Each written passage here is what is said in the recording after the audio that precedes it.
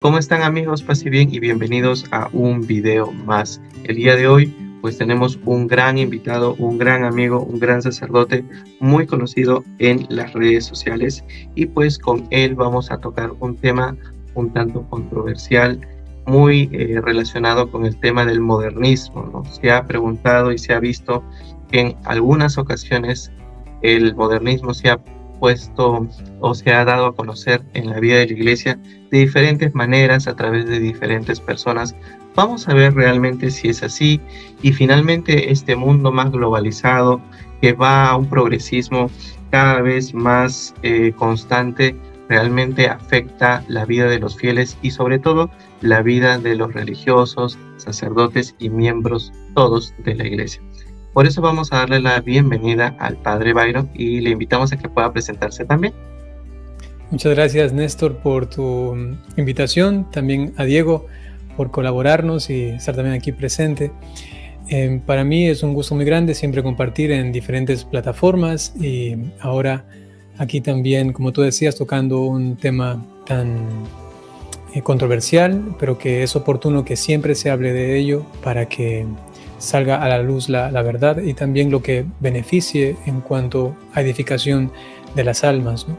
Y conocimiento también de la situación de la iglesia y un motivo, una materia de oración, ¿no?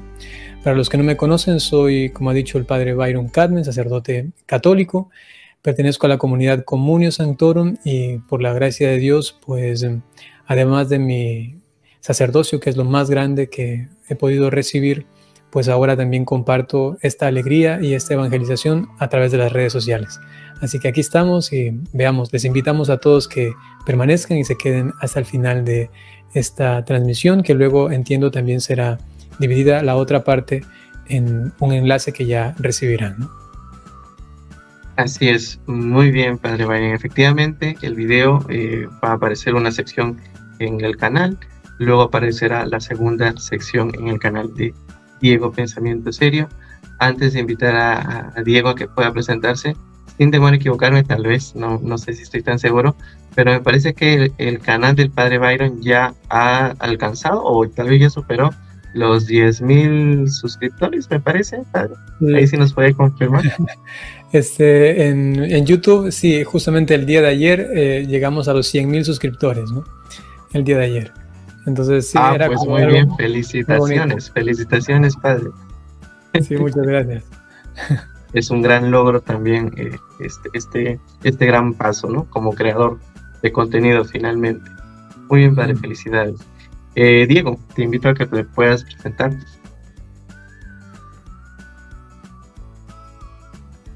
Muy bien, mi nombre es Diego Fernando García Ochoa. Tengo un proyecto que es Pensamiento Serio y lo más importante que me muevo es precisamente en el blog y en la página web. He tenido algunas historias un poco chistosas, ¿no? Cuando pido entrevistas la gente dice que si las voy a hacer escritas, ¿no? Porque me conocen es por el Broadman, no por YouTube, ¿no? Entonces, también tengo varias redes sociales y Discord que hablo con amigos.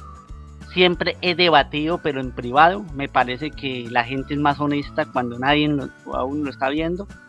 Y uno también se permite hablar sinceramente, ¿no? En cambio, cuando está una cámara, pues se cometen falacias de todo tipo.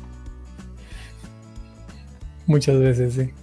Muy bien, Diego. Gracias por compartirnos esta información. Y pues con el Padre Byron, pues vamos a iniciar esta entrevista. Padre, yo quería hacerle una primera pregunta. Usted sabe que pues con esto del progresismo y la modernidad ha generado que en muchas ocasiones algunos sacerdotes, religiosos, religiosas empiecen a valorar o poner por encima su vida, vamos a llamarlo, poner en primer lugar una vida activista, una vida incluso, vamos a llamar incluso ahora que estamos en las redes sociales, poner a las redes sociales o una vida aparentemente social, aparentemente activista por encima de su llamado vocacional o por encima de su llamado sacerdotal. ¿Qué nos podría hablar un poco acerca de esta realidad, si es que realmente es así, ¿no? Ya. Me parece muy buena la pregunta. Sin embargo, quisiera hacer como una distinción, ¿ya? Según lo que me preguntas.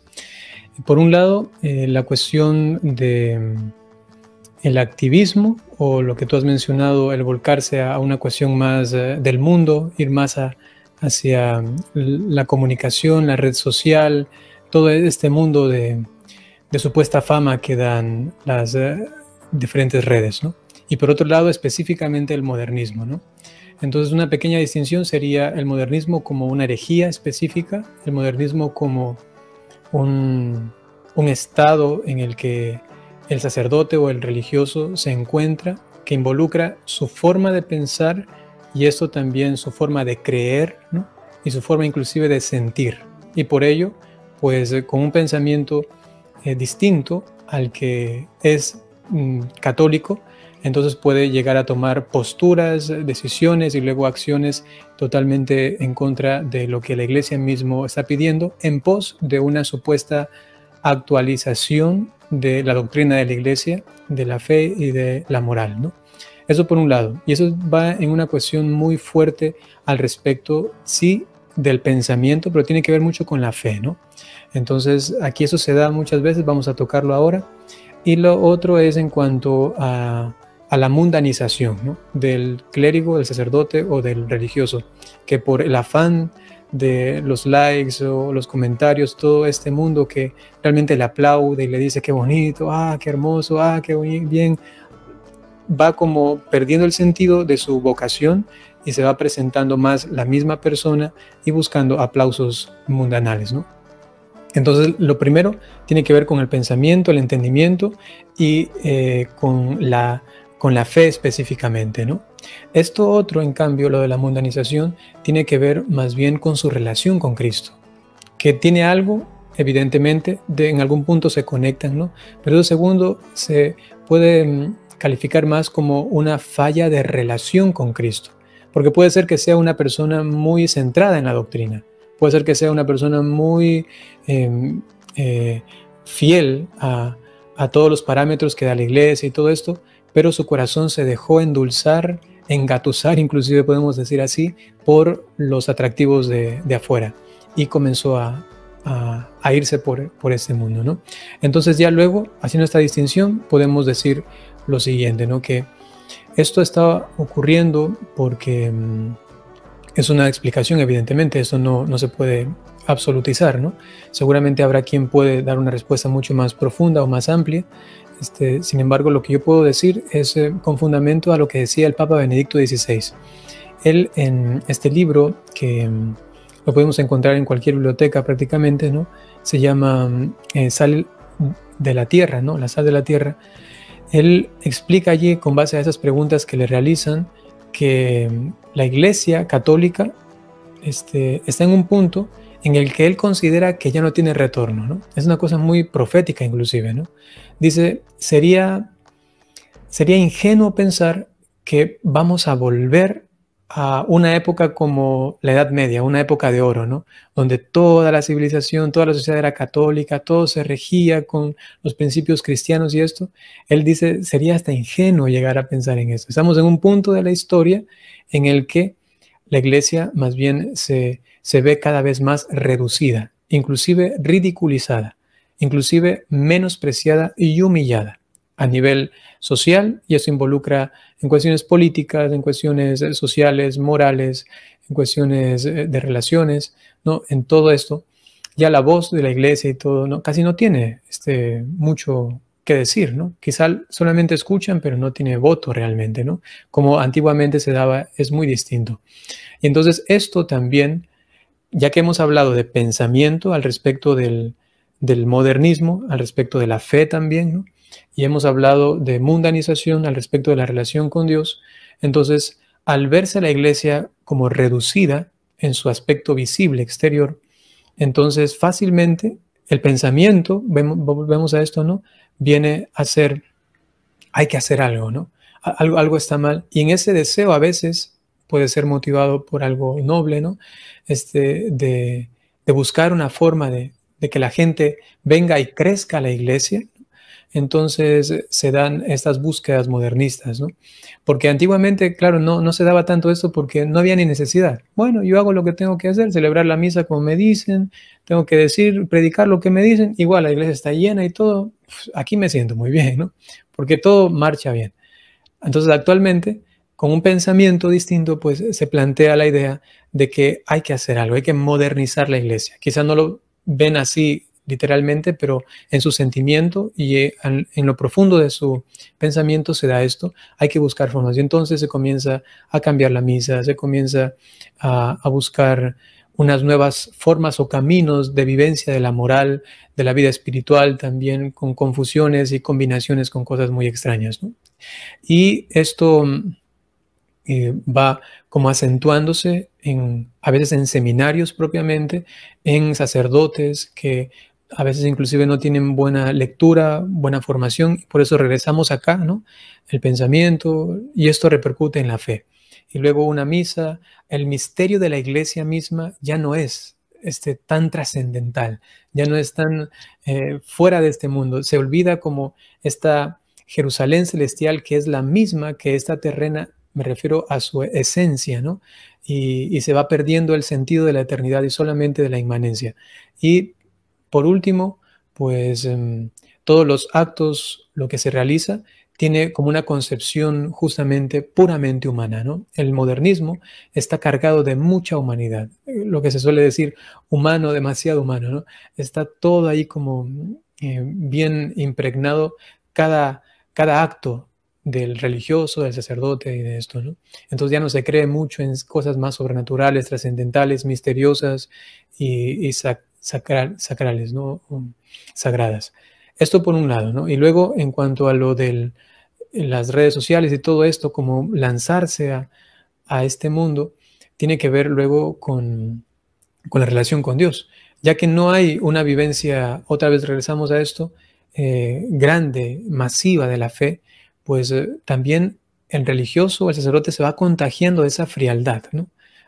Ya no es necesario orar tanto, ¿no? Bueno, con tal que haga esto, otro. O sea, a veces el padre dice, ¿no? Ya celebré la misa, ya he rezado, ¿no? Como pensando que la misa sustituye, ¿no? La oración personal y la relación personal con Dios. Esto se torna luego en la relación con el Señor, pues de una forma tan fría, tan desconocido el Señor en este encuentro, que claro, cuando se presenta este otro mundo, este otro camino amplio, ¿no? De redes sociales y todo esto, pues definitivamente el corazón como que comienza a declinarse por esto, ¿no? Qué bonito, qué cosa tan interesante, me está dando nuevos aires, nuevos sentimientos, esto, ¿no? Mira, está pasando esto de acá, y la gente como me alaba, ¿no? Yo les puedo contar aquí también, sin dar nombres, ¿no? Pero se han contactado conmigo algunas religiosas, en este caso, específicamente también conozco el caso de un par de religiosos, pero se han contactado conmigo, digo, religiosas, y me han dicho lo que les ha pasado, ¿no? En ese tiempo religiosas, una también se contactó conmigo ya cuando no era religiosa, pero que actualmente todas ellas no están ya, ¿no? Salieron de las comunidades. Y una de ellas me decía muy francamente, básicamente dos, me decían muy francamente, fueron las redes sociales, ¿no? Pero así, directa y claramente me dijo, ¿no? Pegué un boom con un video por ahí en alguna red social y la gente comenzó a alabarme y quería hacer más y quería hacer más. Y sin darme cuenta decía, perdí mi identidad. Y ahora mi centro era como eso y ya no mi ser esposa de Cristo, ¿no? Ya no el entregarme a Dios, ¿no? Por completo, ¿no? Entonces las redes sociales, hay que decirlo claramente, sin una vida profundamente espiritual de relación íntima con el Señor, te roba el corazón, ¿no? Este corazón indiviso que caracteriza al religioso y a la religiosa ya queda dividido, pero de una forma tan grosera inclusive que a Dios le queda solamente un poquito. Y ella me decía, ahora solamente se vivía para eso, buscaba todo para las redes sociales, ¿no? Y me decía inclusive que también había alguien más que estaba en lo mismo, ¿no? Y también salió de la vida religiosa. Entonces, podríamos responder brevemente que el modernismo y la mundanización de de los religiosos tienen un punto de conexión que tiene que ver con la fe con base en la verdad, en el conocimiento de ella y en la relación íntima que se tiene con el Señor. Si esto no está bien, pues todo se va como casi que desbaratando, ¿no? Casi podríamos citar también a Orígenes, que él mencionaba al respecto de la interpretación del pasaje del profeta Jonás en Nínive. Él decía, cuando Jonás predicó en Nínive, el primero que se convirtió fue el rey. Y el rey mandó a todos los súbditos, hasta a los animales. Y decía él, Orígenes, que nuestro rey es el intelecto, ¿no? Y si el intelecto está conquistado por Cristo, por Dios, entonces esto protege luego todo lo que va como en consecuencia de lo que hay aquí. Y él decía, los súbditos, uno de ellos es la voluntad. Entonces la voluntad hace lo que la inteligencia entiende, ¿no? Y así también, pues, si el modernismo no logra un conocimiento de la verdad, ¿no? Sino que más bien se va por derroteros de herejía, así también luego la relación con Dios, este vínculo con Él, pues si no se lo tiene claro, preciso, firme, seguro, ¿no? En una conquista de nuestro corazón, pero también de nuestra inteligencia, pues a la final el corazón mismo se torna hacia esas cosas del mundo, ¿no? Entonces, más o menos así podría responderlo. Qué interesante este mensaje que nos viene a traer los primeros cristianos de una u otra manera a este contexto del siglo XXI, como si estuvieran dándonos a conocer lo que pasaría. Y pues sí, con ese a veces deseo de eh, fomentar la fe, hacer que más gente participe o conozca a Cristo, a veces podemos caer, como usted mencionaba, en el todo vale. Todo vale que se cambie la liturgia, todo vale que se cambie en alguna metodología pastoral, todo vale en las redes sociales, ¿no? Y sí, me ha tocado ver en las redes sociales a algún padrecito X vestido hasta de pony, o con pelucas, ¿no? No necesariamente haciendo alguna alegoría al tema LGBT, sino simplemente por hacer un video, ¿no? Entonces, no sé hasta qué punto todo vale, ¿no? Entonces, ese es un poco y lo curioso es que hay gente que le aplaude, o sea, cuando uno ve los comentarios, muy poca gente son los que le dicen padre o hermano o hermana, ¿no? Esto no está bien, ¿no? La gran mayoría, eso, aplaude, fomenta y eso, creo que eso confunde no solamente a los fieles, sino que, como usted mencionaba, también puede confundir la vocación de un religioso, de una religiosa, de un sacerdote. Qué interesante, sobre todo este testimonio que usted me comentó de estas religiosas que le daban pues protagonismo a las redes sociales, ¿no? Y en ese sentido, sí, las redes sociales se pueden convertir en el nuevo Señor, ¿no? Y ya Jesús ya no es el nuevo Señor, sino las redes sociales. Muchas gracias, Padre, por compartirnos esta información. Pasamos a Diego, que nos puede compartir la segunda pregunta. Muy bien, entonces yo estaba mirando acá lo que está diciendo el padre y verdaderamente es muy interesante. Imagínense que siempre ha pasado eso, no es la primera vez que haya pasado. Yo recuerdo que antes eran por libros, sacerdotes por libros les pasaba lo mismo que por internet. Entonces escribían muy bien y pasaba el momento y perdían su vocación. Después pasó por la radio y la televisión. Tenemos ejemplos de muchos sacerdotes que se alejaron de la Iglesia Católica. Creo que uno de los más tristes por ser un gran seguidor de él fue el padre Alberto Coutier, reconocido de los legionarios de Cristo. ¿Quién más? Pero ahora por las redes sociales bastantes, ¿sí? Yo sigo desde el año 2008, mucho tiempo, 2008, a Fray Nelson Medina. Y él siempre ha estado en las redes sociales, pero no ha caído en este juego. Y ahora también se pueden perder muchos por algo. ¿Sabe por qué? Porque si no entendemos el documento que saca el Vaticano, titulado Hacia una plena presencia, reflexión pastoral sobre la interacción en las redes sociales del 28 de mayo del 2023 del Dicasterio para la Comunicación. Está diciendo que tengan presencia eclesial dentro de las redes sociales. Entonces, si no entendemos eso, también nos podemos perder. Otra cosa que me parece interesante, es una pregunta muy amplia, pienso yo. Y de pronto al padre se le quedaron muchas cosas por lo difícil. Me encantó que el padre recordara que es una herejía. Por otra parte, la época de la modernidad en la filosofía está en el centro la razón. Por otra parte está el ismo de que el hombre es el extremo racional. Eso en filosofía. Ahora pasemos que en la posmodernidad, estamos en la posmodernidad. Ahora estamos en algo importante que es la crisis de la identidad. El padre hablaba de la identidad. La identidad no solamente tiene que entrar la teoría Gender, la identidad es propia del ser humano.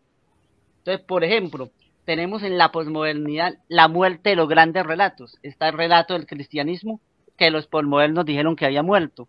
La muerte del iluminismo, la razón ha muerto.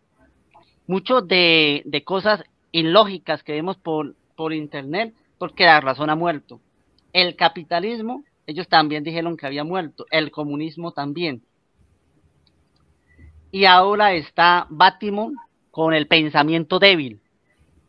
Y también tenemos la deconstrucción en todo, en el pensamiento. Ahora, por la parte de la formación sacerdotal, tenemos 4 dimensiones, otros dirán que son 5. Yo tomo 5. La verdad, algunos dicen que son 4, yo tomo 5. La primera, la humana. El sacerdote a veces en lo humano se está volviendo modernista. Una cosa es la modernidad y otra cosa el ismo del modernismo.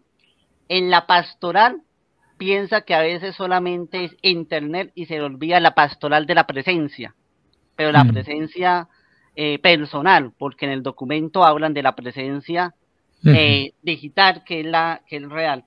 En la espiritualidad, como el padre afirmó muy bien, se pierde por falta de oración. En lo académico han entrado en la teología, en los seminarios y en las comunidades religiosas, formación modernista. Y también en lo que es la comunidad, se ha perdido el estilo de comunidad. El padre hace parte de una comunidad, pero eso pasa sobre todo en los diocesanos. Es decir, el sacerdote se queda solo, aislado, y a veces ahí es donde pierde. La soledad del sacerdocio es mucha. En la Santa Misa se olvida que es el sacrificio y solamente se piensa en la cena. Pero a la vez, para finalizar, hay un cansancio de la modernidad y sobre todo de la posmodernidad. Eso quiere decir que como hay un cansancio, al menos los intelectuales hoy dicen que hay un cansancio, pero eso se espera para ver. Yo pienso que en unos 80 o 100 años, cuando yo muera, esto va a cambiar y va a haber un realismo, pero el problema es que las ideologías van a quedar. Eso es lo que yo veo.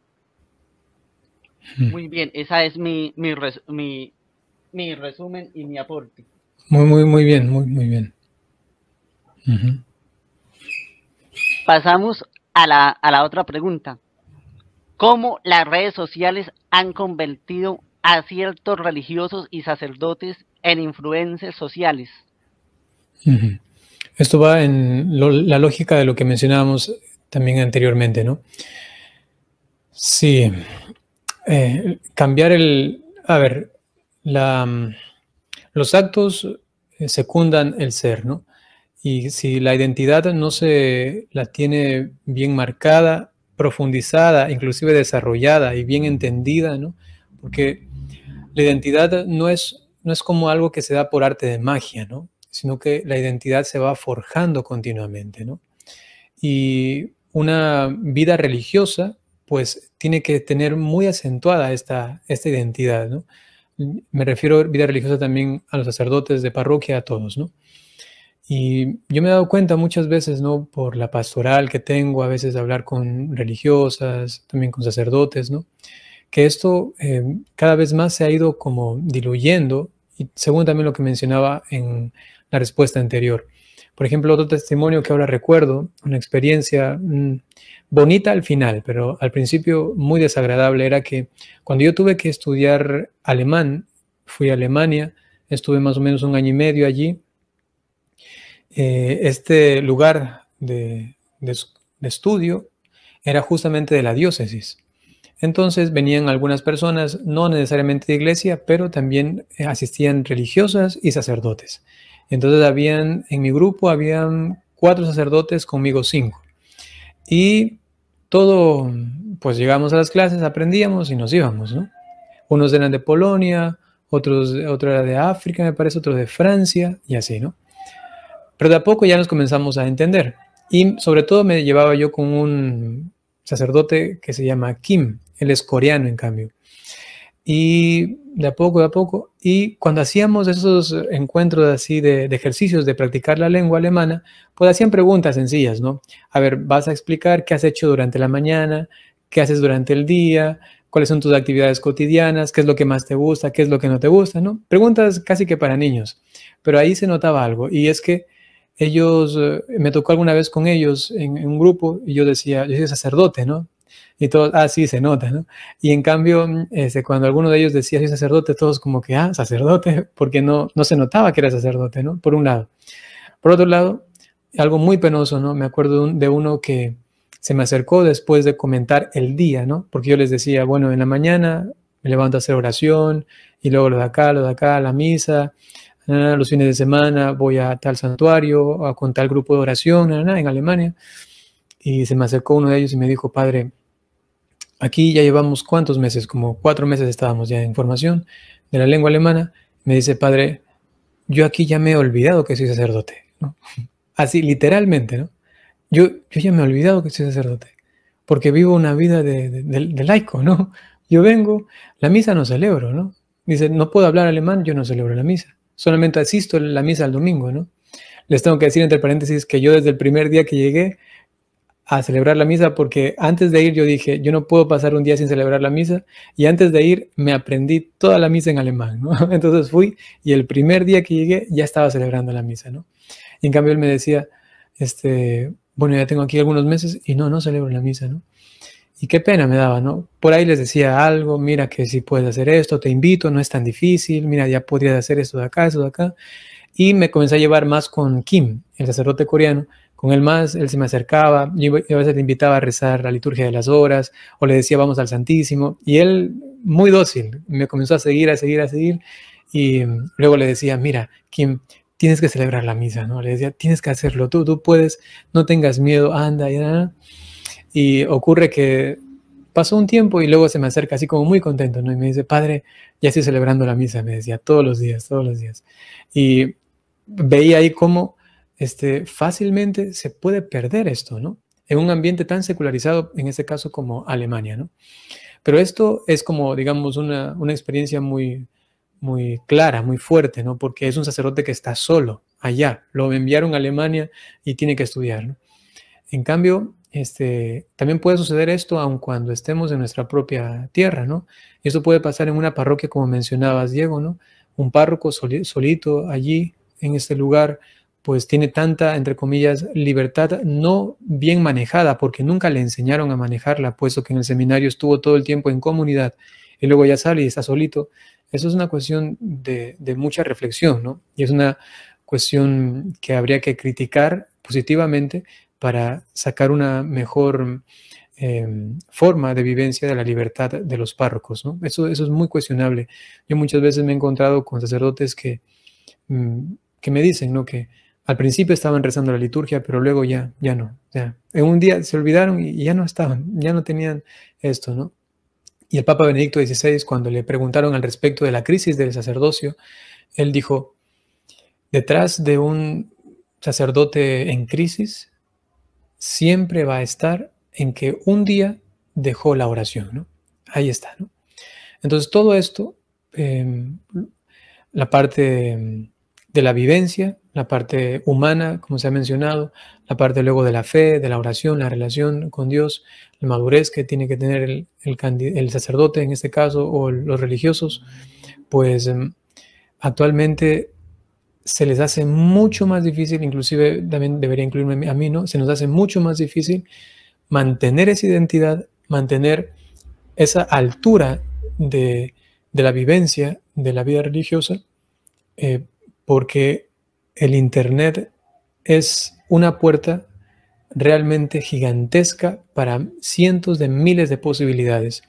Y esto puede hacer fácilmente, por lo menos, que se entorpezca esta formación, profundización y defensa continua de la identidad, ¿no? Se va perdiendo de a poco, a veces es una puertita chiquitita por aquí, otra por acá, y como que se van ciertas permisiones, ¿no? Entonces, ya listo, ahora sí puedo hacer eso de acá, o puedo hacer eso de aquí, o puedo hacerlo de acá, y fácilmente se va robando el corazón, como decíamos, ¿no?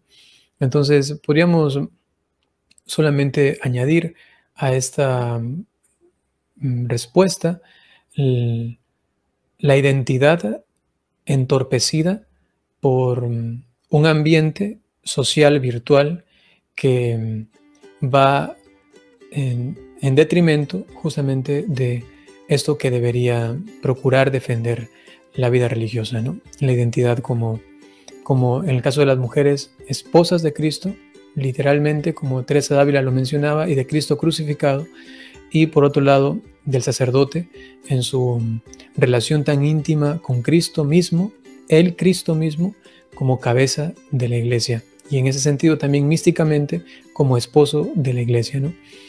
Y solo desde una experiencia profunda y constante de relación con Dios, pues se podría perseverar en esto, ¿no?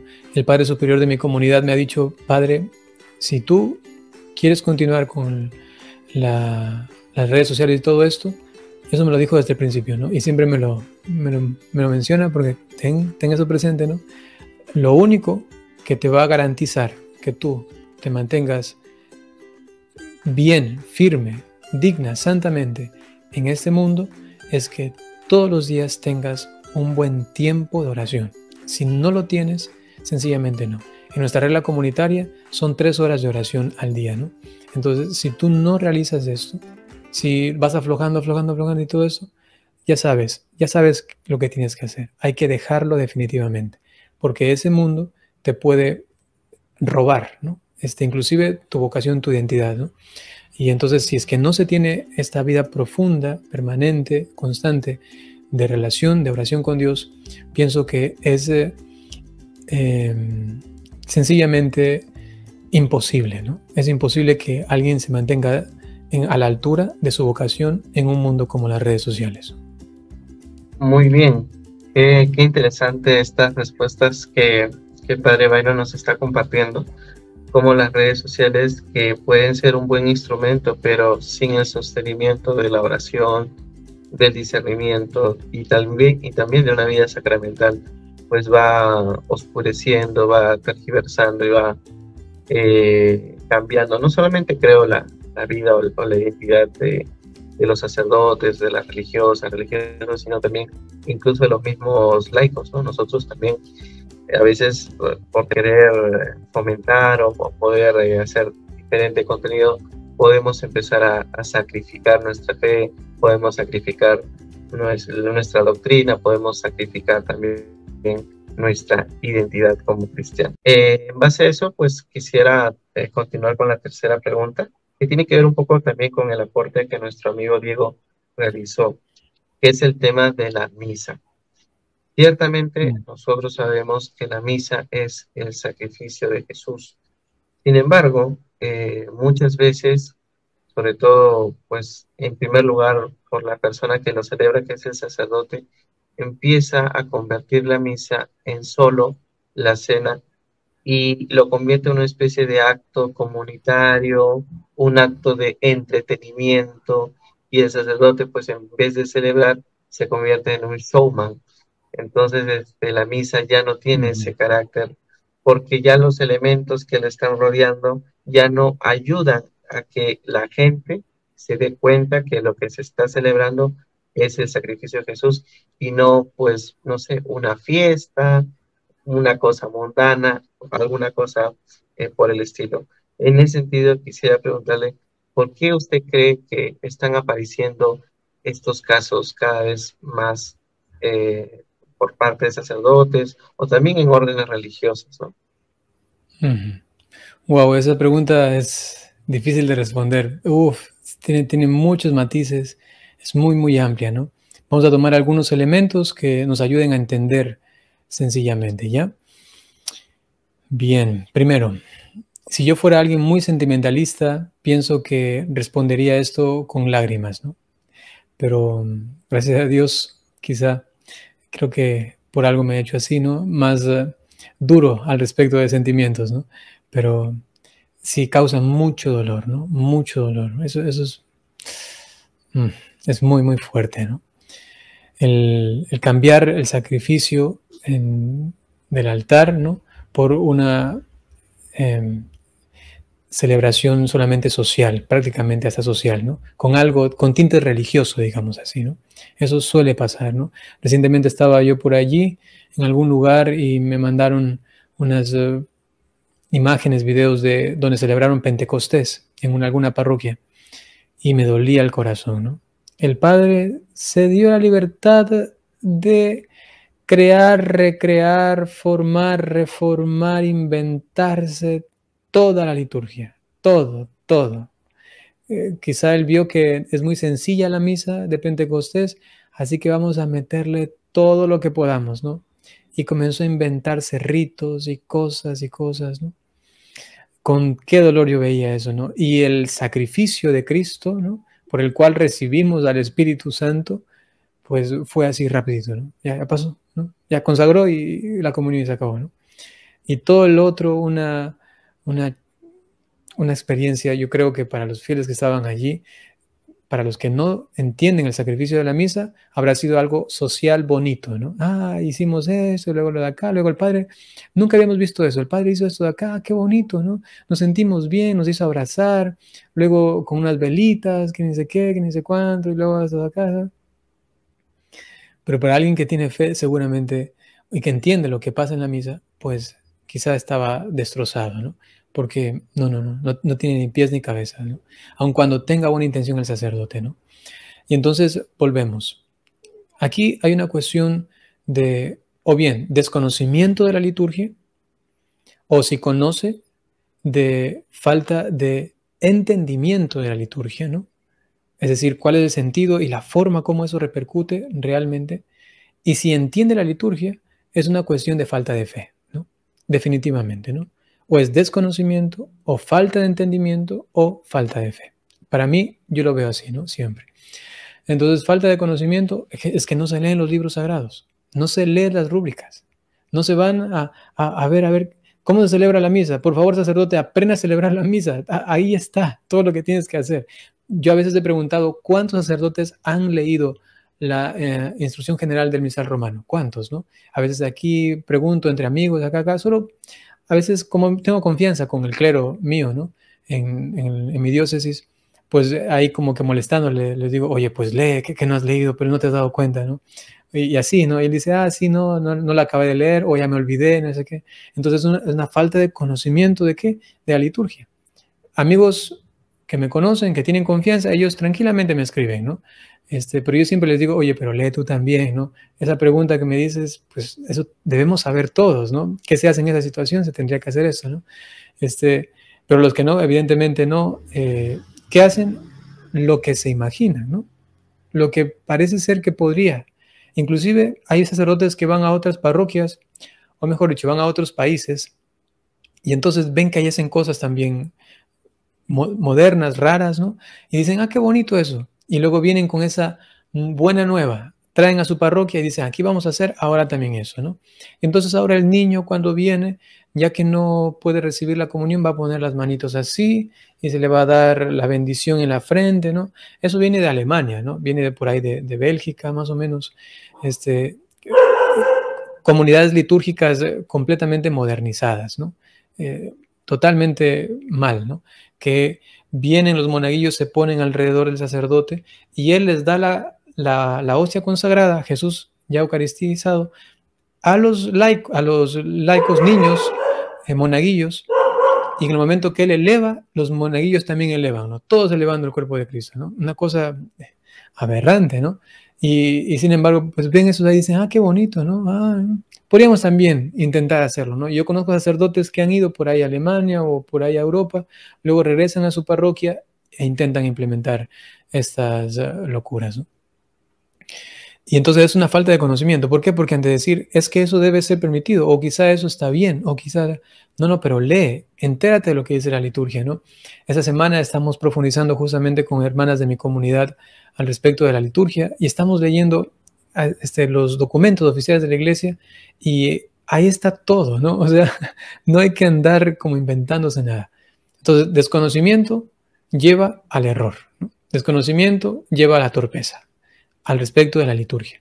A veces le puede pasar a un sacerdote que tenga fe, sí, pero sacerdote, por favor, lee, ¿no? Lee lo que tienes que hacer, cómo celebrar la misa.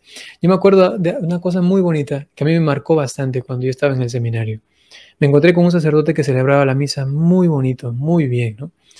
Y él, no sé si lo dijo pensando en mí o sencillamente lo mencionó, ¿no? Pero yo estaba ahí presente y él dijo, hay que celebrar la misa lo más perfectamente posible. Y dijo, es que yo como sacerdote, lo que voy a hacer toda mi vida es liturgia, decía él, ¿no? Toda mi vida es la liturgia. Todo. Entonces, ¿cómo es posible que lo que yo voy a hacer todos los días no lo sepa perfectamente, ¿no? Y yo justamente a la par estaba leyendo al Santo Cura de Ars. Y el Santo Cura de Ars, al respecto de la liturgia, era muy estricto. En muchas otras cosas él podía dejar pasar aquí, acá, pero en cuanto a liturgia, él decía, hay que hacerlo todo con la mayor perfección, pero todo. Al respecto de ornamentos, de vasos sagrados, todo, él compraba siempre lo mejor para el Señor y la forma de celebrar la misa de él siempre era de la mejor manera, ¿no? Y entonces eso a mí me impactó bastante, juntamente con lo que les mencionaba de ese sacerdote. Y desde el principio, pues, he intentado como profundizar en esto. Y gracias a Dios mi comunidad también va por este camino. También me he relacionado con otras comunidades que también aman muchísimo la liturgia, pero es que es coherente a la vida del sacerdote, ¿no? Entonces, cuando hay desconocimiento, sencillamente no se puede celebrar bien y se comienza a cometer errores. Luego, es a veces falta de entendimiento, porque hay sacerdotes que lo conocen. Inclusive yo he conocido a sacerdotes que han estudiado liturgia, que han ido a Roma, han estudiado, han regresado y han hecho cosas que no debían. Es más, el sacerdote que les digo de la misa de Pentecostés, él estudió en Roma, ¿no? Solo para que veamos esto, ¿no? Entonces él conoce la liturgia, sabe sobre la liturgia, sabe sobre las normas, pero aquí viene una falta de entendimiento. Este entendimiento es, me parece que esto no comunica, me parece que esto no hace nada. Y muchas veces, y eso tengo que decirlo con toda certeza, ¿no? Muchas veces no se comunica porque el sacerdote no ha aprendido a celebrar la misa. El sacerdote es un pedagogo en ese momento. Todo lo que él hace, las formas, las posturas, los movimientos, los ritos, cada cosa que él realiza es liturgia, es comunicación de un misterio que está por encima de él mismo, pero que con sus gestos, con su forma de hablar, inclusive con la voz, inclusive hasta el mismo misal dice, en ese momento la voz tiene que ser más así, ¿no? ¿Para qué? Para comunicar esto a las personas y entiendan, allí está ocurriendo algo, ¿no? Y por eso es que el Padre está haciendo esto, está ocurriendo algo pasa, ¿no? Pero si el sacerdote no tiene el arte de celebrar la liturgia, pues es como un maestro, ¿no? Que quiere dar una clase y no tiene arte para comunicar, los alumnos no entienden nada. Es que por más de que lo repita, no entienden, ¿no? Así mismo le pasa al sacerdote. Tiene que tener el arte de comunicar con sus gestos, figuras, formas, con su voz, inclusive con su mirada, con todo, ¿no? A los fieles lo que está ocurriendo en la misa. Entonces, no es solamente falta de conocimiento, sino también falta de entendimiento. Y el entendimiento va en pos de cómo realizar y de cómo esto yo veo que realmente impacta al otro para que entienda, ¿no? Por ejemplo, ahora recuerdo a Santiago Alarcón, ¿no? Que él iba a su misa de vigilia pascual, entonces para él era todo, wow, ocurre esto de acá, y para él mismo todo era como, esto parece que significa esto otro, ¿no? Porque se daba cuenta que todos los gestos litúrgicos le hablaban, estaban denotando algo, ¿no? Y esto es lo que justamente hace la misa. Pero si no se aprende a comunicar con base al entendimiento de por qué va este rito, por qué este de acá, por qué lo de acá, por qué las manos así, por qué este momento de silencio, por qué este gesto, si no se entiende esto, no se puede comunicar. Si el mismo sacerdote no entiende lo que está haciendo en cuanto a liturgia me refiero, ¿no? Entonces, ¿eso cómo se va a comunicar, ¿no? Se nota cuando alguien entiende y comunica. El que recibe eso dice, es que le entiendo porque él mismo se lo cree, ¿no? Él mismo está tan convencido de eso y eso a veces comunica tanta verdad, ¿no? Y por último está, en cambio, ya la falta de fe, ¿no? Puede ser que conozca, puede ser inclusive que entienda, ¿no? Pero viene la cuestión de la fe. Y si no hay una fe litúrgica, una fe sacramental, una fe sacrificial inclusive al respecto de lo que se celebra en el altar, pues tampoco se va a poder comunicar. Hay quienes son buenos para comunicar humanamente, ¿no? Inclusive hay muchas personas que a veces le siguen y todo, que van a su parroquia, se cambió de parroquia y le siguen a la otra parroquia, se fue a otra parroquia y le siguen a otra parroquia. Van muchas personas porque tienen el don de gente, porque saben comunicar, saben manifestar realidades intangibles, ¿no? Pero aquí también hay que cuestionarnos, ¿no? Y en el mejor de los casos lo tienen, pero quizá hay algún caso en el que hace falta también la fe. Entonces luego todo se vuelve solo una cuestión de recomendaciones humanas, porque a la gente le gusta esto, ¿no? Por ejemplo, en la liturgia, en la misa, centrarlo todo al respecto de la humanidad, de la psicología de la persona, de la inmanencia de la persona. Y eso como llama mucho la atención. Por ejemplo, 5 tips para que te lleves bien con tu esposo. Y las señoras toditas a escuchar esto, ¿no? Porque les llama muchísimo la atención. Pero si vas a hablar el amor intratrinitario, ¿no?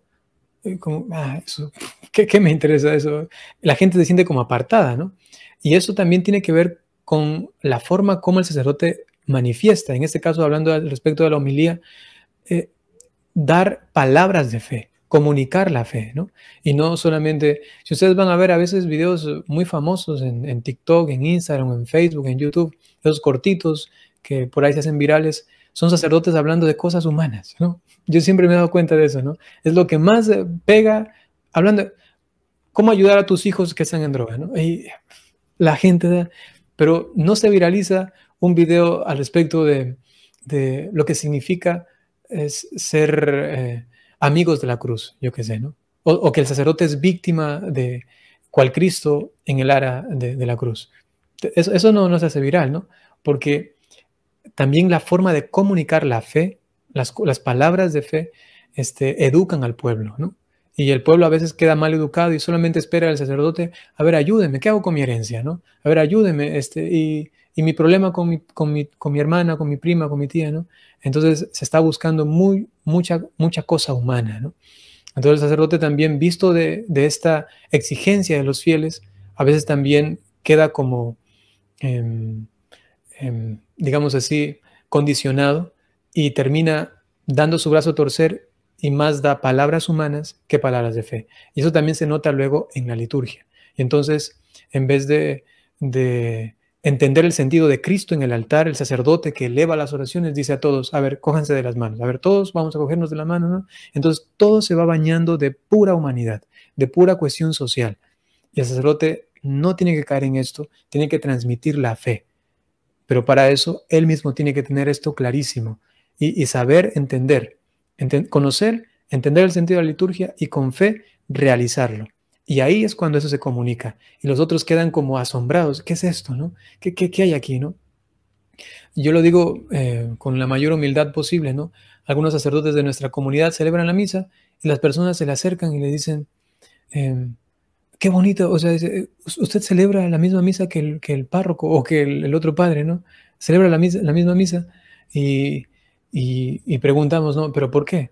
Dice, porque como que había algo distinto, ¿no? Le decimos, no, celebramos exactamente la misma misa, no hacemos otra cosa que celebrar la misa católica, ¿no? Pero hay algo allí como que se suele perder a veces cuando no hay conocimiento o entendimiento, y a veces, lamentablemente, también falta de fe, ¿no? Hay, bueno, de manera particular yo soy muy partidario de que en las parroquias se vuelva a utilizar los reclinatorios, ¿no? Porque desde lo que yo veo, me parece que el reclinatorio ayuda a que la persona cuando se va a acercar a recibir el cuerpo y la sangre de Cristo, pues se está dando cuenta que no está recibiendo, no sé, una galleta o un pan X, ¿no? Sino que está recibiendo algo que merece culto, que merece que le rindamos homenaje, que merece adoración y por lo tanto pues nos arrodillamos, ¿no? Entonces yo creo que el reclinatorio es un elemento que se está perdiendo mucho en los templos.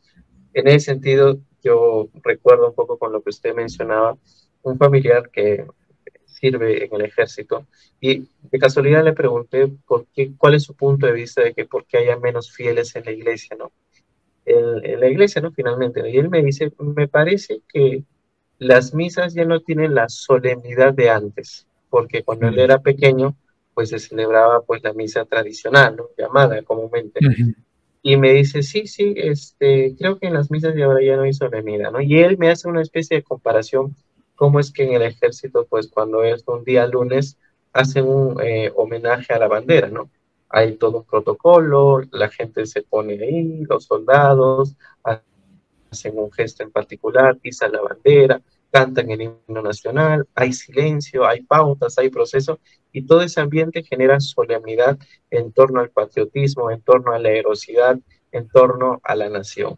De igual manera me dice que en las iglesias, en las misas, parece que hicieran cualquier otra cosa y ya no hay esa solemnidad que así como se le puede dar a la bandera, con mayor razón se le debería dar a Dios, ¿no? Entonces la gente no se da cuenta de lo que se está celebrando, no se da cuenta. Exacto, exacto. Y, Sí, sí. y termino con una experiencia que a mí me pasó, que al principio tampoco uno, también como fiel, también se va formando, ¿no? Yo estuve en una experiencia de un retiro en una comunidad que fomenta mucho el tema del tema del trabajo social, el trabajo a los más necesitados, trabajar con las personas más vulnerables. Y estamos en una casa que era bonita y era el momento de la misa, ¿no? La primera misa de este pequeño retiro. Y éramos solamente 7 personas, ¿no? 7 varones. Y recuerdo que no había con qué celebrar. Y recuerdo que el sacerdote pues sacó de la cocina el plato que íbamos a usar, supongo, en alguna comida del retiro y un vaso de plástico, ¿no? Y ahí mismo empezó a consagrar. Entonces, yo creo que como usted mencionaba, ¿no? Independientemente a qué orden religiosa uno puede pertenecer y por más que humildad uno o pobreza uno debería predicar, pero cuando es el momento de la Eucaristía, pues buscar y sobre todo, si sabes que es el sacrificio de Jesús y Jesús se va a hacer ahí presente, pues ver la manera, ordenar tus tiempos para que los elementos que se utilicen pues sean los adecuados, ¿no? Entonces, ahí tal vez se le hubiera ocurrido alguna otra alternativa o tal vez celebrarlo, no sé, al día siguiente, porque al día siguiente ya llegaron unos copones pues, ¿no? correspondientes a la misa, ¿no? Esas dos experiencias se me vienen a la mente, pero a veces también veo que hay muchas órdenes religiosas o algunas pocas tal vez, yo he visto, ¿no? En Perú tal vez, que por poner por encima la humildad, la pobreza, la sencillez, el trabajo con los más necesitados, le dan ese misma matiz al tema de la celebración, ¿no? Sin temor a equivocarme, me parece que Francisco de Asís o algún otro santo decía que pues sí, en la iglesia, en la vida personal, sí hay que buscar la humildad, la pobreza, pero cuando toca celebrar, pues ponerle los ornamentos más bonitos, más costosos, porque ese es un gesto para hacer recordar que lo que estamos celebrando no es cualquier cosa, sino que estamos haciendo presente el sacrificio de Jesús y merece el mejor ornamento para que se viva mejor, ¿no? Entonces, yo creo que eso, como decía este familiar, se está perdiendo solemnidad, ¿no? Y también es, digamos así, ser incongruente con la identidad del humilde, ¿no? Inclusive del pobre, ¿no? ¿Por qué? Porque siempre las personas más humildes son las que buscan lo mejor para el Señor, ¿no? Esto se repite siempre al respecto en la historia de la iglesia. Ellos han sido los que han aportado justamente para ayudar a construir tremendas basílicas, iglesias. Cuando el sacerdote va a visitar familias, quien mejor le recibe con lo que más, si es posible, tenía una sola gallina, esa gallina la mata para el sacerdote, ¿no? Y, o sea, dan todo lo mejor siempre a la iglesia, porque ellos entienden desde su experiencia también que hay un abismo de diferencia entre lo sagrado y lo que le toca a uno personalmente vivir humildemente, ¿no? Y entonces es desdecir, es inclusive hasta, digamos así, insultar la condición misma del pobre, del humilde, porque él quiere lo mejor para el Señor. Una falsificación de esta humildad, de esta pobreza es, bueno, también lo peor para el Señor, no lo peor, digamos, pero así cualquier cosa, ya no somos pobres y lo que sea, ¿no? No, la gente humilde siempre ha buscado, y es un distintivo, ¿no?, de ellos, lo mejor que tienen para el Señor, ¿no? Muy bien, Pa. Continuemos con la siguiente pregunta. Muy bien, rápidamente, yo solamente quería decir, en la teología, sobre todo en la Eucaristía y en toda la teología, se utilizan dos palabras que solo la encuentro en libros muy antiguos. Hoy la han usado, pero muy poco. Es la expresión símbolo y signo. Símbolo, las palabras y los signos que vemos dentro también de la Eucaristía. El tema de símbolo y signo se encuentra en la Biblioteca Católica, que tristemente es muy cara, pero la podemos encontrar por internet. Lo otro es que para precisar las dos formas, Benedicto XVI decía, hay dos formas de celebrar la misa, de la forma extraordinaria y la forma ordinaria. La extraordinaria estamos hablando de la que la gente dice tradicional, pero ojo, las dos tienen las tradiciones, no olvidemos, tanto la misa de la forma ordinaria como extraordinaria. La expresión extraordinaria es porque a veces se hace, o en algunos lugares se va a hacer. Otra cosa que hay que precisar es que las dos misas son formas de celebrar el rito romano. Eso también es precisarlo, porque hay otras formas también de liturgias que la Iglesia Católica dice que son verdaderas. Y finalmente, en las dos formas de celebrar la misa, hay también abusos litúrgicos. También hay que decirlo, no solamente en la forma ordinaria que hay abusos litúrgicos, en la otra también. Solo basta a mirar documentos antiguos, como la Iglesia estaba escribiendo y diciendo cuáles eran los abusos litúrgicos que se hacían en esas misas. Entonces hay que precisar esas cosas, que a veces por internet ponen a pelear las dos misas. Santo Tomás de Aquino decía que para que exista sacrificio se necesita materia y forma. Entonces la forma, las palabras consagratorias, y la materia, lo que se necesita para consagrar. El pan sin levadura y el vino que sea de uva.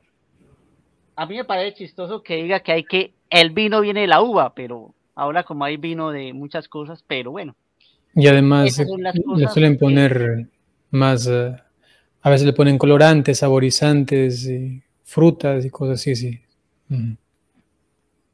Está mal, ¿no? Si tiene esto el vino, pues ya no es para consagrar. Muy bien.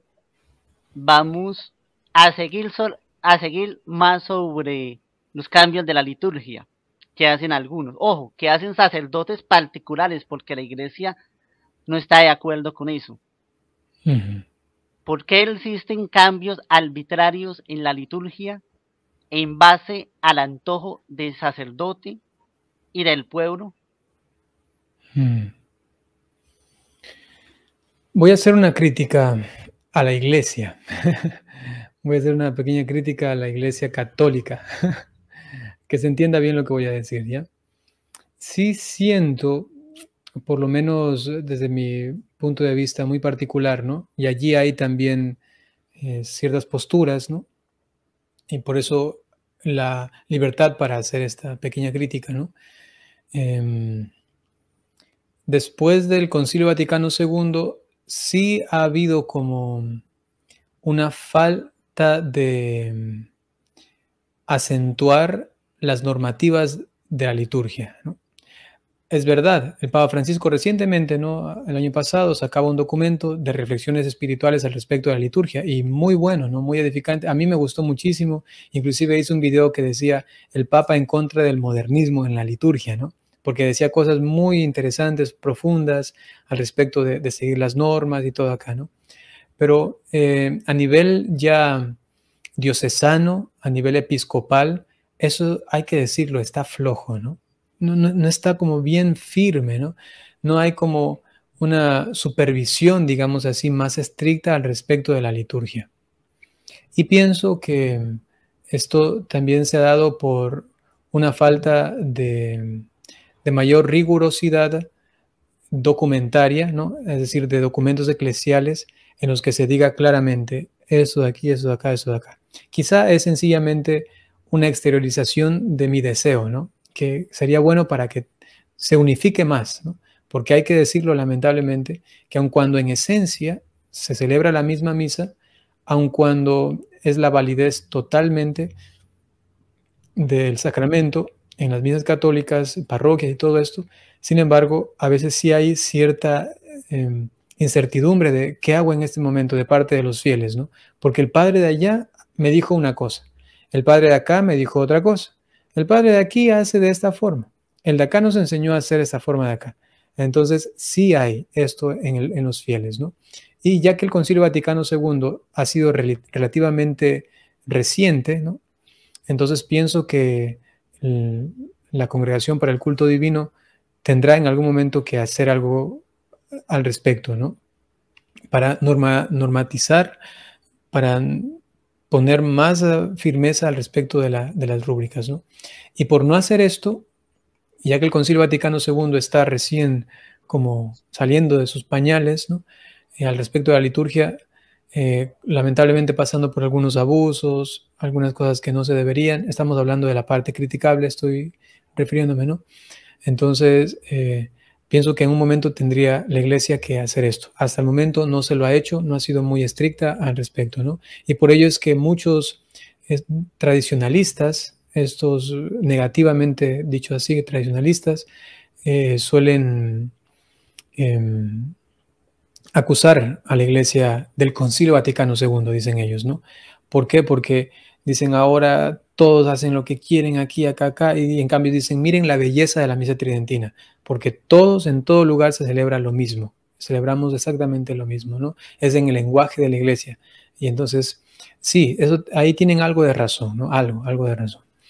Y sería bueno entonces esto para guardar más uniformidad, unidad sobre todo, ¿no? Dentro de la Iglesia, dentro de la liturgia.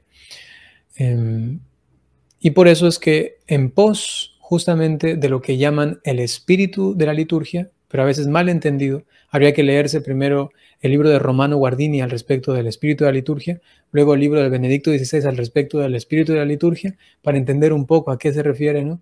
Y entonces ahí sí ya, entiendo a qué se refiere esta sacralidad del espíritu de la liturgia, para que en algún momento, por alguna circunstancia, pues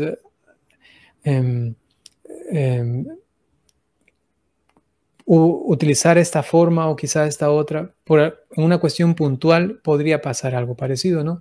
En eso sí. Sin embargo, se ha malentendido esto del espíritu de la liturgia y entonces dicen, pero bueno, siento que esto va acorde para ayudar a la fe de aquí y de acá, y entonces vienen las invenciones que se han hecho, ¿no? Entonces quisiera responder a esta pregunta ya con todo lo que se ha mencionado anteriormente, porque no quisiera volver a repetirlo, ¿no? Con todo lo que se ha mencionado anteriormente, pero ahora añadiendo también esta pequeña crítica al respecto de las conferencias episcopales, de los obispos y de la Iglesia Universal, de ser un poco más riguroso al respecto de las rúbricas. Digo, sí ha dicho, los documentos están claros, los documentos dicen hay que seguir esto, hay esto acá, está allí, ¿no? Pero me refiero más a acentuarlo, ¿no? Es decir, que la conferencia episcopal saque un documento que diga, por ejemplo, por favor, no sé si lo han hecho, yo no he conocido ninguna hasta ahora, donde se diga claramente, por favor, se les pide a todos los sacerdotes seguir las normas que están aquí, tener cuidado con esto que están haciendo mal, esto, y evitar esas otras cosas, por favor, mantenerse en esto de acá, en esto de acá, en esto de acá y en esto de acá. Inclusive hasta sacar alguna como pena, ¿no? Alguna sanción al respecto de sacerdotes que se atrevan a hacer, por ejemplo, esto de acá, que ya son abusos litúrgicos, ¿no? Pero esto, digo, no conozco que hay, por lo menos en los ambientes en los que yo me muevo, y no hay al respecto de la Iglesia Universal, ¿no? Eso podría decir, y esto, digo, conlleva a que el sacerdote, siguiendo el supuesto espíritu de la liturgia, pues comience a recrear cosas y a manifestar o a producir invenciones personales.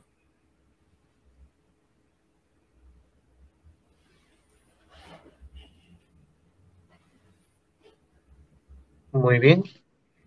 Eso me viene un poco también a la reflexión en base a la pregunta, cómo es que también el obispo, como sucesor de los apóstoles, tiene la responsabilidad también de cuidar la praxis de la liturgia en las parroquias de su jurisdicción, ¿no? Creo que es un llamado también de atención.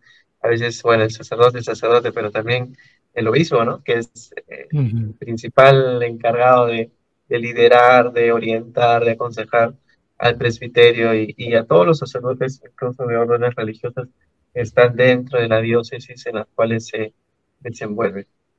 Diego, ¿quisieras compartir un pequeño aporte en base a la respuesta? Pues cuando uno ve, por ejemplo, que Benedicto XVI fue el gran defensor de la liturgia, y hay una expresión de Benedicto XVI que me llama mucho la atención, que dice, la Iglesia se sabe cuánta autoridad tiene en el mundo siempre y cuando traten la liturgia. También dice, ¿de dónde sale la fuerza de la Iglesia para el mundo? Dice, de la liturgia. Benedicto XVI habla abiertamente de la liturgia, está hablando de la liturgia, es decir, de la Eucaristía, primero, luego de la liturgia de la palabra, que hay permiso para por ejemplo, religiosos, que puedan dar esa liturgia donde no va ningún sacerdote, en las selvas, etcétera, etcétera.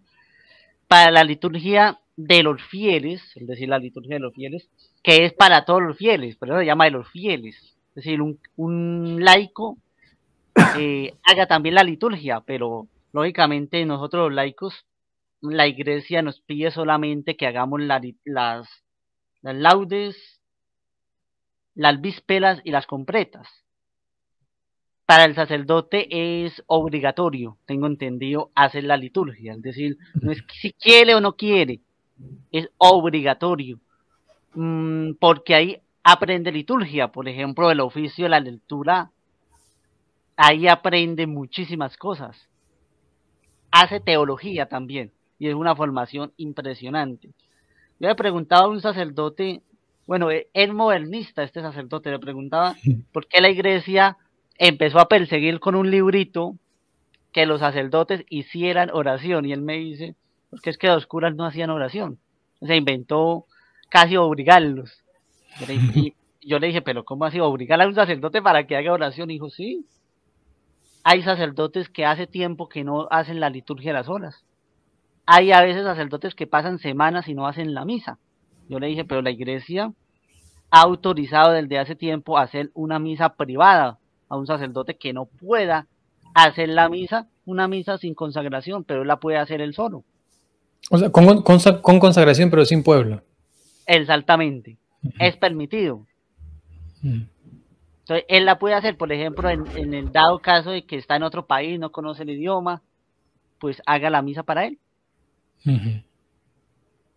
Pero es que se piensa que el centro no es Dios, sino el centro es la gente. La misa es para la gente, pero no es para Dios. Ese es el problema. Y lo otro, que de abusos litúrgicos hay muchísimos, muchísimos.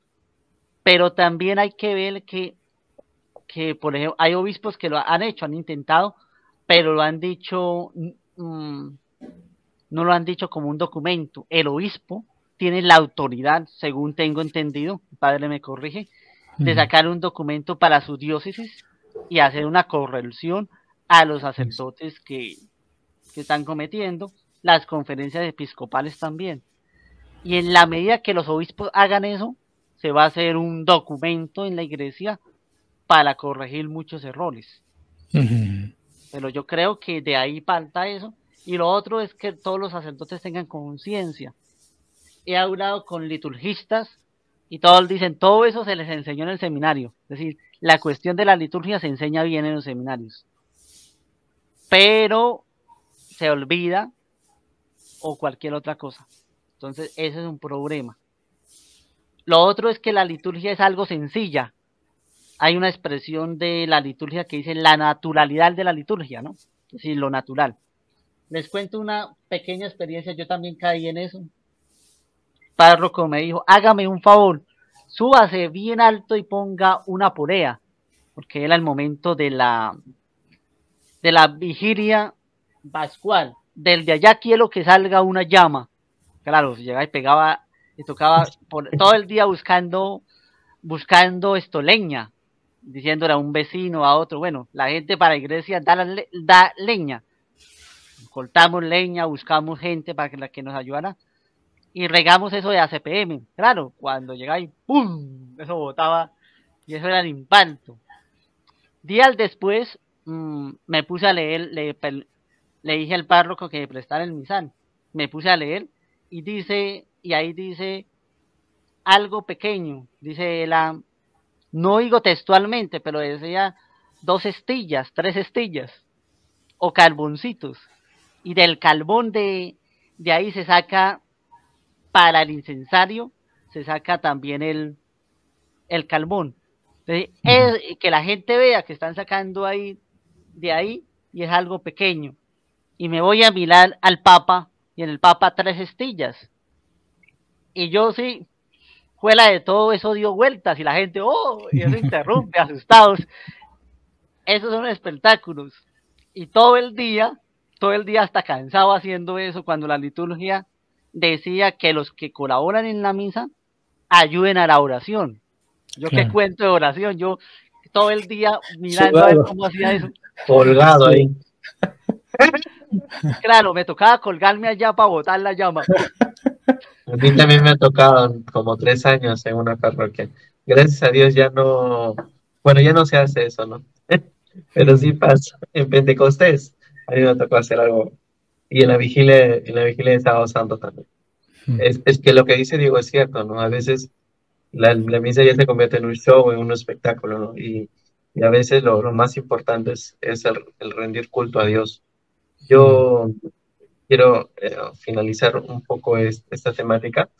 Eh, Invitar también a todas las personas que puedan ver este video, tal vez en un futuro haremos uno más profundo, pero sí que vean cómo es que la liturgia tiene su razón de ser y sus pasos, no solamente desde los primeros cristianos, ¿no?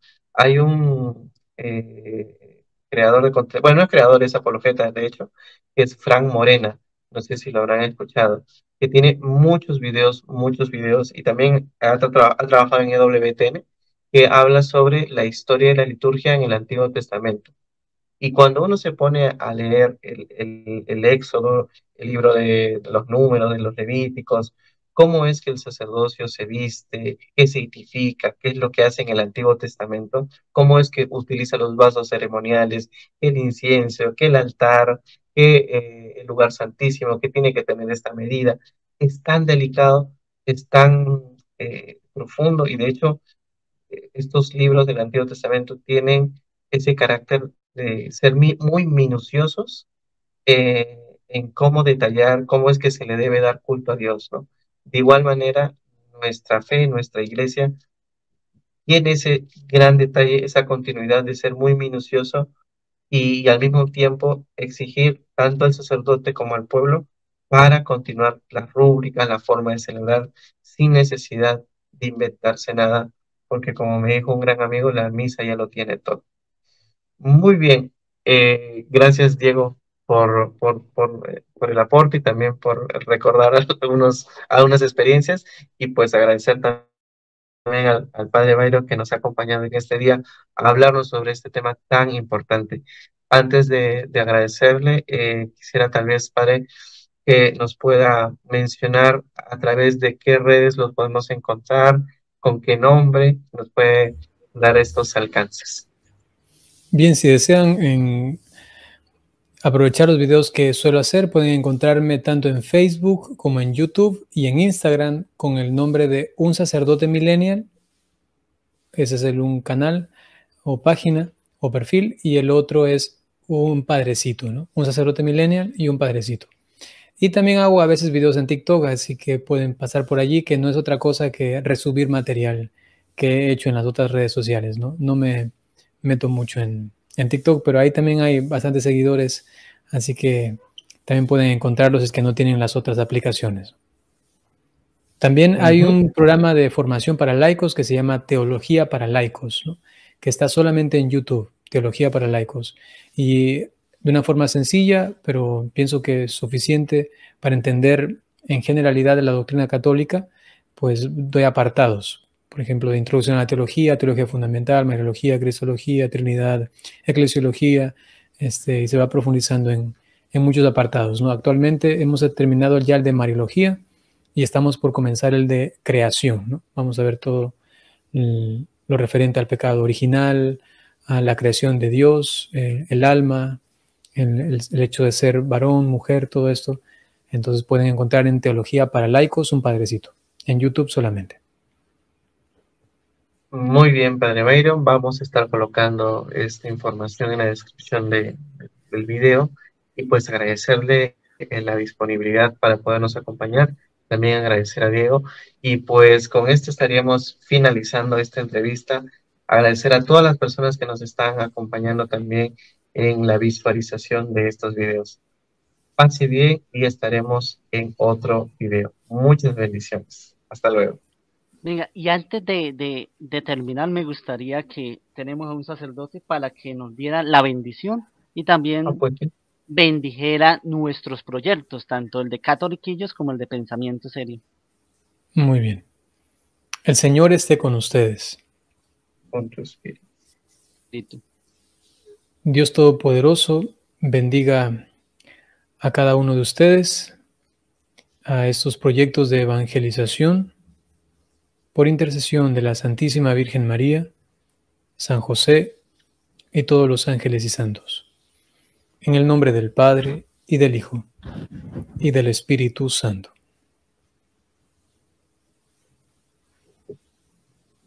Ahora sí pueden ir en paz. Bueno, muchísimas gracias.